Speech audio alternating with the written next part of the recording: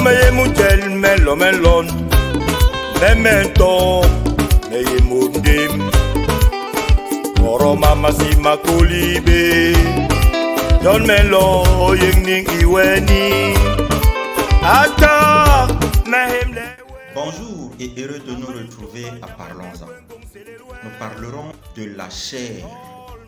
La chair qui est un endroit hautement placé dans l'enceinte d'une église. C'est quoi une chair? Le mot chair vient du mot latin cathedra. En français, la cathèdre. La cathèdre, par définition, est la chaise ou le trône de l'évêque ou du pasteur. La chaire donc en elle-même est donc la tribune où prend place le prédicateur. Mais plus précisément et de façon claire, c'est la tribune destinée à la prédication. La chaire est le lieu de production et de transmission du savoir et favorise l'enseignement. L'ouverture et l'attribution d'une chaire ont pour but de promouvoir la discipline et lui confère ainsi qu'à son titulaire une importante reconnaissance honorifique.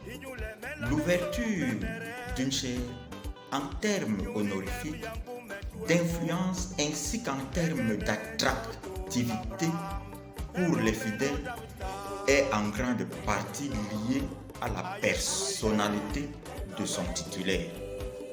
À ce titre, on attend une éloquence pédagogique, une clarté, une culture élargie, une démonstration de la maîtrise de ce qu'on enseigne. La chaire symbolise la fonction d'autorité et d'enseignant qu'a le pasteur, car il enseigne la parole de Dieu et a la capacité, selon sa formation, de faire l'exégèse de la Bible. De nos jours, donc, la chaire est une estrade surélevée sur laquelle est disposé un pupitre fermé sur les trois côtés. Rappelons que une église est une grande salle qui peut recevoir un public nombreux massé dans la nef. La nef, c'est quoi? La nef est la partie longue de l'église allant du portail d'entrée vers l'estrade de la chaire. Il est fait du vaisseau central et des vaisseaux collatéraux. Mais il faut noter que le trône du pasteur ou de l'évêque est différent de la chaire proprement dite. La chaire doit être positionnée à l'opposé du trône du pasteur et précisément à la droite de la nef. De toute façon, il n'existe aucune exigence sur le positionnement de la chaire dans une église.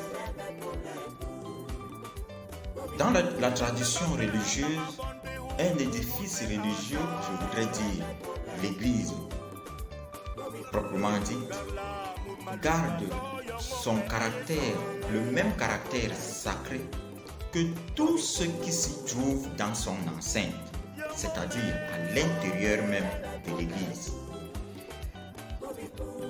Nous disons que la chair n'aura aucun autre caractère sacré que celui que possède l'église en général. La chair est donc un endroit de démonstration de savoir dans une église, de révélation de la chose divine, mais surtout de l'expression de la chose spirituelle. La chair ne saurait donc être un endroit d'amusement ou un théâtre de jeu. Dans le cadre de l'EPC, les pasteurs et les anciens d'église, et même quelquefois certains fidèles, choisis par la session ou les pasteurs, peuvent exercer cette fonction de prédication. Mais nous précisons et nous réitérons que la chair doit toujours garder son caractère sacré. Voilà en quelques mots ce que nous pouvons dire de la chair dans une église. Merci et votre confiance nous honore à Parlons-en. Neye murunjumu tama atae.